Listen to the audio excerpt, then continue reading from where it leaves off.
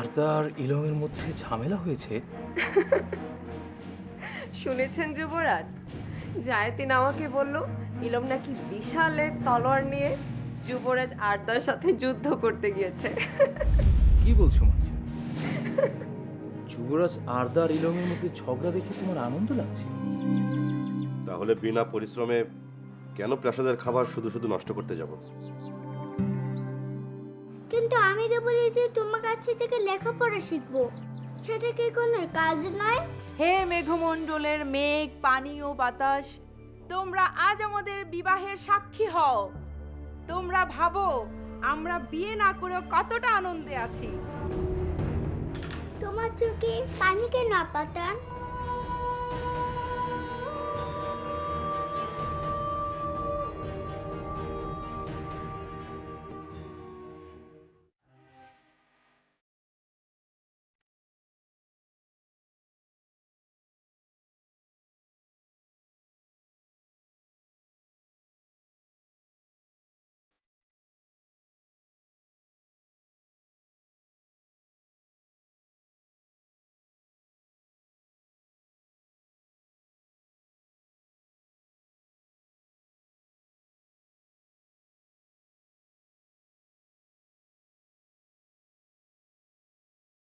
যুবরাজ, আপনাদের যুদ্ধ কি এত তাড়াতাড়ি শেষ হয়ে গেল?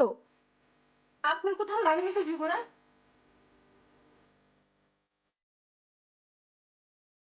না, আপনার তো কোথাও লাগেনি। কিন্তু যুবরানী কোথায় যুবরাজ?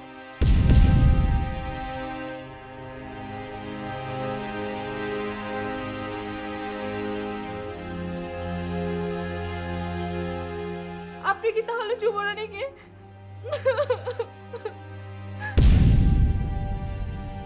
আমাদের যুবরানী আর নেই। এবার এবার আমার কি হবে যুবরাজ? আমাকে তো তাহলে আপনারা আবার কারাগারে বন্দি করে ফেলবেন যুবরাজ। যুবরানী। জায়াতিন, থামো। কেন পাগলের মতো প্রলাপ বকছো তুমি? কি হয়েছে? যুবরানীকে শেষ করে দেওয়ার পরও আপনি জানতে চাচ্ছেন কি হয়েছে? আপনি কি করে এত নিষ্ঠুর হয়ে গেলেন যুবরাজ? আবার তুমি আবার প্রলাপ বকছো? আমি কেন যুবরানীকে মারতে যাব? আমি তো তাকে এখানে খুঁজতে এসেছি। আপনি যুবরানীকে এখানে খুঁজতে এসেছেন? তাহলে যুবরানী কোথায়? সেটাই তো আমি জানতে চাই জায়াতিন। ইলম কোথায়? তিনি তো আপনার সঙ্গে যুদ্ধ করতে গেলেন যুবরাজ। যুদ্ধ করতে? হ্যাঁ যুবরাজ, এত বড় তলোয়ার। আবার প্রলাপ বকছো তুমি? তোমাকে কি হাকিম সাহেবের কাছে পাঠাতে হবে মাথা ঠিক করার জন্য? না না যুবরাজ, আমার মাথা ঠিক আছে, কিন্তু যুবরানীর মাথা একেবারে গেছে। রাগে উনি অন্ধ হয়ে গেছে। তাই তো আপনার সঙ্গে যুদ্ধ করতে গেছেন যুবরাজ। ইলম আমার সাথে কেন যুদ্ধ করতে যাবে? সে অনেক কথা যুবরাজ, কিন্তু আমি ভয়ের চোটে সব ভুলে গেছি।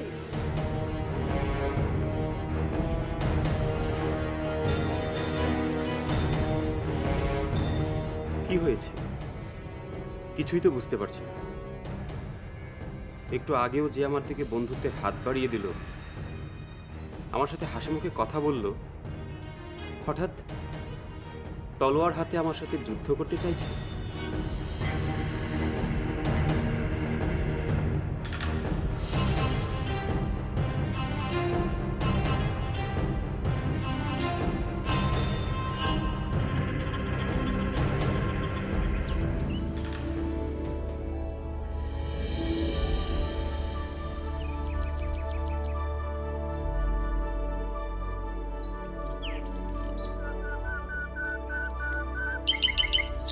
এই জায়গাটা আমার অনেক ভালো লাগে।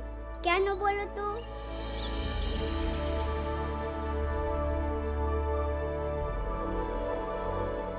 কারণ এখানে এলেই আমার মন ভালো হয়ে যায়।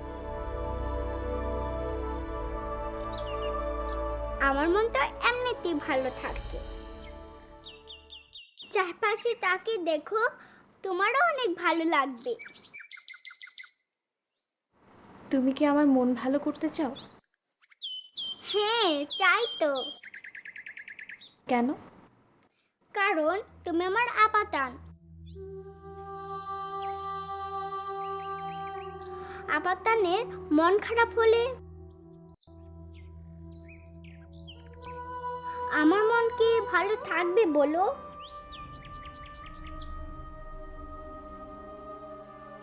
মুখ গোমড়ো করে থাকলে কেমন লাগে বলো তো? কেমন দেখায়? ওই পেঁচার মতো।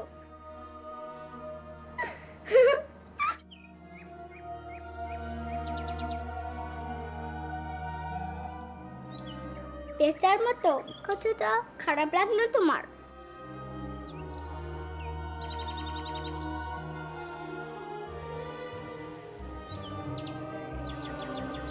এরপর যদি আমি তোমার সাথে কোনো গাছ বা মেঘের তুলনা না করি, তাহলে তারাও উড়ে পালিয়ে যাবে। এত সুন্দর, তোমার এই সুন্দর হাসিটা কোথায় লুকিয়েছিল বলো তো? সেখান থেকে আর একটু হাসি বের করে আনো। আনো বলছি, কেপটামে করো না।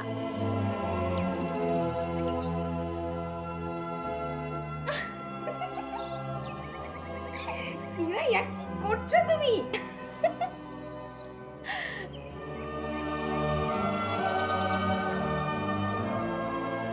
এবার আমার একটু ভালো লাগছে, তোমার ভালো লাগছে না? হুম, আমারও অনেক ভালো লাগছে সুরাইয়া। তাহলে এবার আমাকে বলো তো, তুমি তখন এত কষ্ট পেয়েছিলে কেন?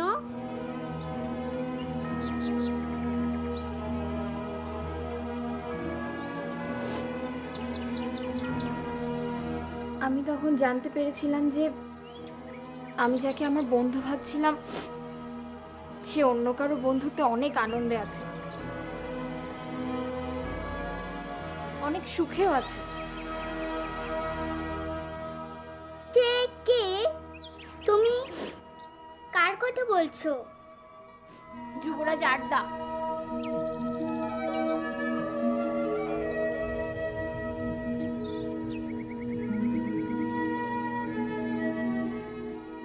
ইলম, ইলম, ভাইজান, আপনি ইলমকে দেখেছেন? না, দেখিনি। কিন্তু কেন, কি হয়েছে? জানি না ভাইজান, কিছু বুঝতে পারছি না। আরদা, ইলমের সাথে তোমার ঝামেলা এখনো মিটেনি? আমার তো মনে হয়েছিল যে ঝামেলা মিটেই গেছে এবং তার সাথে আমার ভালো বন্ধুত্ব তৈরি হয়েছিল, কিন্তু পর মুহূর্তে জানলাম সে নাকি আমার সাথে যুদ্ধ করতে চায়। তাই সে অস্ত্র হাতে আমাকে খুঁজে বেড়াচ্ছে। মানসিনও একই কথা বলেছিল, কিন্তু ইলম তোমার উপর এত রেগে আছে কেন? আমি কি বলি বলুন তো ভাইজান, যেখানে এক মুহূর্তে সব ঠিক ছিল পর মুহূর্তেই। আসলে আমি কি বলবো বলো, আমিও মানসিনকে নিয়ে অনেকক্ষণ ধরে বিরক্ত। কেন ভাইজান, আপনাদের মধ্যেও কি নতুন কোনো সমস্যা দেখা দিয়েছে? আরদা, এইগুলোকে নতুন সমস্যা দেখা দিয়েছে বলা হয় না, বলতে পারো নতুন সমস্যা তৈরি করা হয়েছে। আর মেয়েরা নতুন সমস্যা তৈরি করতে খুব ভালোই পারে। যদি তাদের জীবনের সমস্যা নাই থাকে, তবে তাদের মনে শান্তি থাকে না। আর তারা যে কোন বিষয় নিয়ে ঝামেলা শুরু করবে সেটা তুমি বুঝতেই পারবে না। আপনি ঠিক বলেছেন ভাইজান, আমার মনে হয় দুনিয়ার সমস্ত মেয়ে একই রকম, ঝগড়া ঝামেলা পরনিন্দা ছাড়া তারা আর কিছুই বোঝে না। হয়তো বা।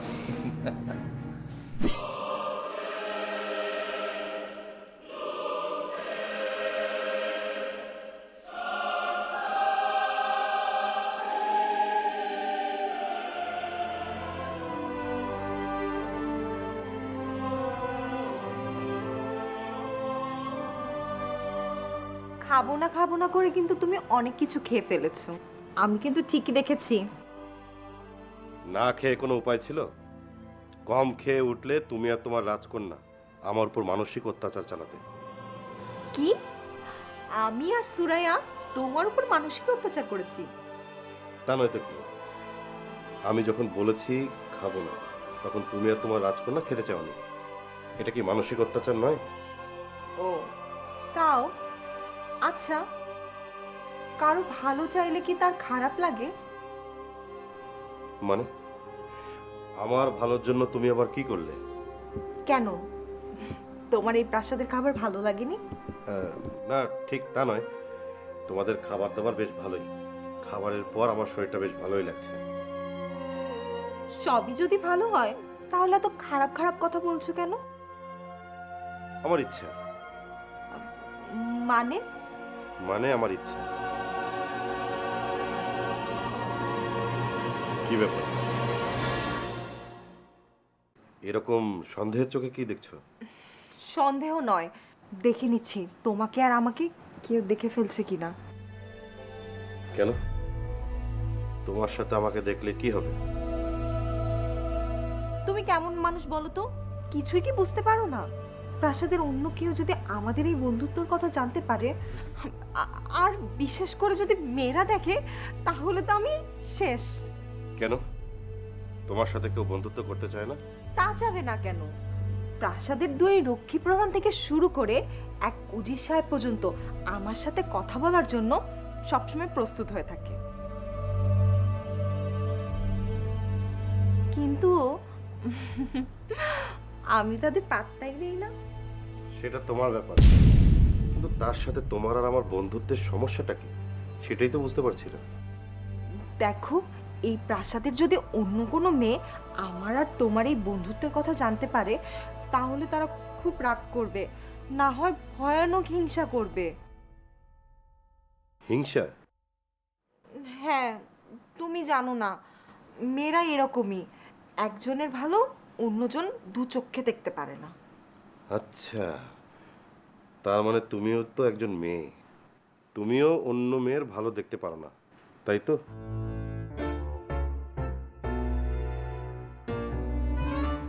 এই যা, তাই তো, এভাবে তো কখনো ভেবে দেখিনি। তাহলে এখন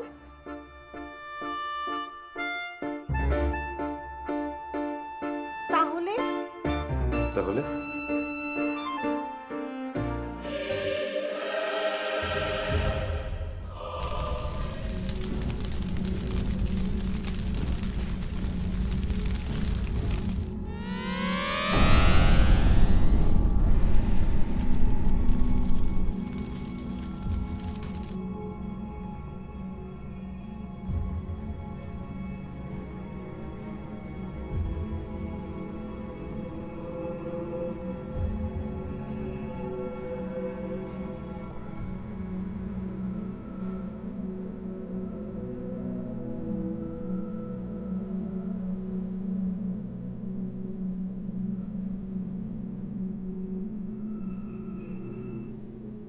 রাজমাতা, আমি ঠিক বুঝতে পারছি না আপনি হঠাৎ করে আমাকে এই জাদুকক্ষে নিয়ে এসেছেন কেন? এই প্রাসাদের কয়েকটা দিনের মধ্যে যে কত পরিবর্তন ঘটে গেছে সেটাকে তুমি বুঝতে পারছো না আরাস? সেটা আমি বুঝতে পারছি রাজমাতা।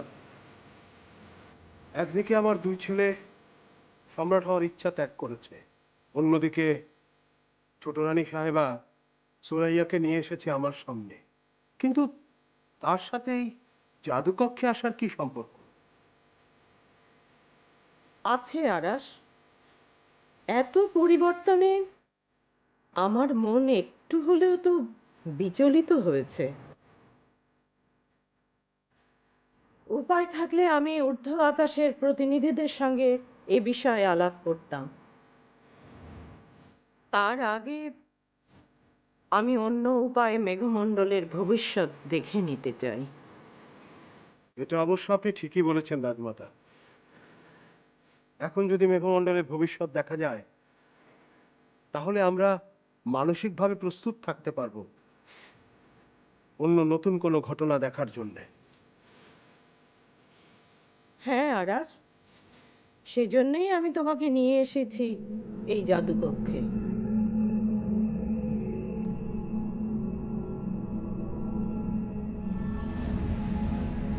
দেখা যাক আর কি পরিবর্তন হতে চলেছে এই মেঘমণ্ডলের।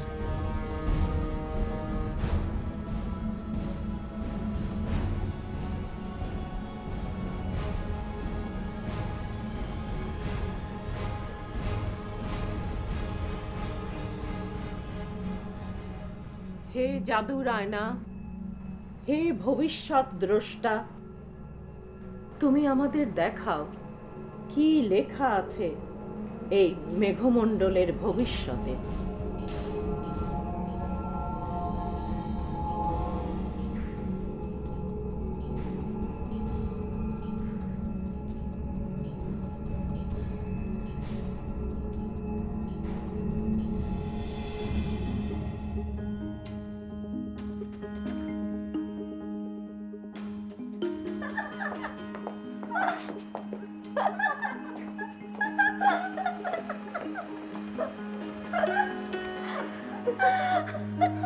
কি হয়েছে? তোমরা এত হাসাহাসি করছো কেন? যদি তুমি যুদ্ধবন্দির অবস্থা দেখতে তাহলে তুমিও হাসি থামাতে পারতে না। আমার না কোনো যুদ্ধবন্দীকে দেখার শখ আছে, না বোকার মতো হাসার।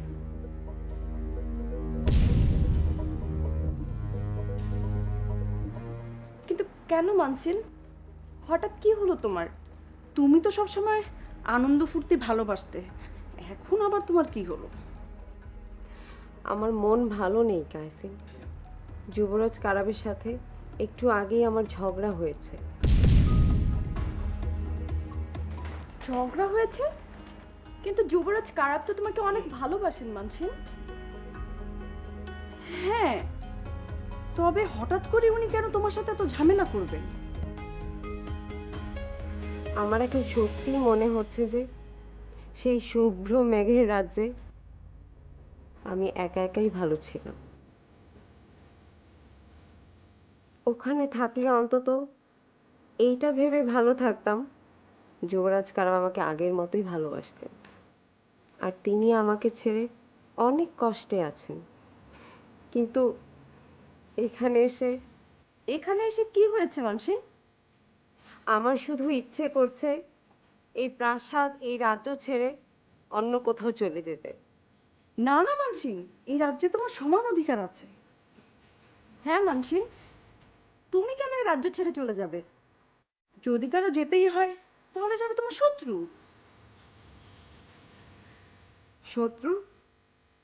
হ্যাঁ হ্যাঁ, আমার তো এখন একটাই শত্রু ছায়াসি। আমার জীবনে এত অশান্তি, এত ঝামেলার জন্য দায়ী ওই একমাত্র যুবরানী ইলম। যেভাবেই হোক ওই যুবরানী ইলমের উপযুক্ত ব্যবস্থা না নেওয়া পর্যন্ত আমি শান্তি পাবো না।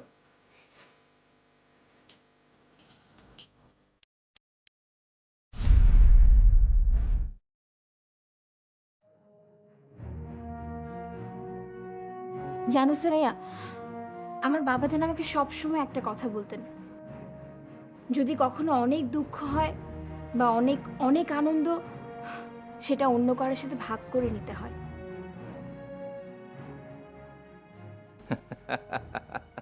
তাহলে ধরে নাও এখন আমার ইচ্ছে হয়েছে, তাই তোমাকে ঘুরতে নিয়ে যাওয়ার কথা বলছি। আর আমিও আপনার অনুগত ভ্রাতা যে ঘুরতে যাওয়ার জন্য রাজি হয়ে গেছি। ও আচ্ছা, আমি ভাবলাম আপনি হয়তোবা জানতে চেয়েছেন আমি সেটা জানি কিনা। যুবরানী তো একটু আগে তার দুই চাচাতো বোনের সাথে প্রাসাদের বাইরে কোথায় যেন গেল। প্রাসাদের বাইরে? আজ আমি সত্যি সত্যি অনেক আনন্দিত ইলম।